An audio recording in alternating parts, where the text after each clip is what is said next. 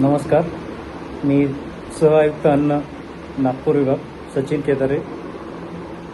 आज जो गोरस भांडार वर्धा या प्रकरणी माननीय उच्च न्यायालय नागपूर येथे माननीय न्यायालयाने जो निकाल दिलेला आहे त्या संदर्भात मी सांगू इच्छितो की माननीय न्यायालयाने या प्रकरणी वर्ध्याचे सहाय्यक आयुक्त अन्न यांनी केलेल्या परवाना निलंबनाची कारवाई बेकायदेशीर असल्याचे कुठेही नमूद केलेले नाही. तथापि अन्न औषध प्रशासनाचे सहाय्यक आयुक्त अन्न यांना असलेली तात्काळ प्रभावाने परवाना निलंबन करण्याचे आदेश देखील मान्य करण्यात आलेले आहेत.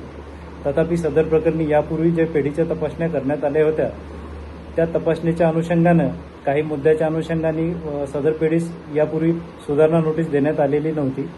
सबब माननीय न्यायालयाने सदर गोरस भांडार या आस्थापनेस सुधारणा नोटीस देण्याचे निर्देश दिले असून तसेच सदर प्रकरणी जे बटर मिल्कमध्ये अखाद्य बर्फ वापरण्याचा प्रकार निदर्शनास आला होता, हा गंभीर प्रकार माननीय न्यायालयाने लक्षात घेऊन सदर अन्न पदार्थ प्रकरणी प्रतिबंधित आदेश सहाय्यक आयुक्त अन्न देऊ शकते अशाबाबतची मुभा देखील माननीय न्यायालयाने दिली आहे.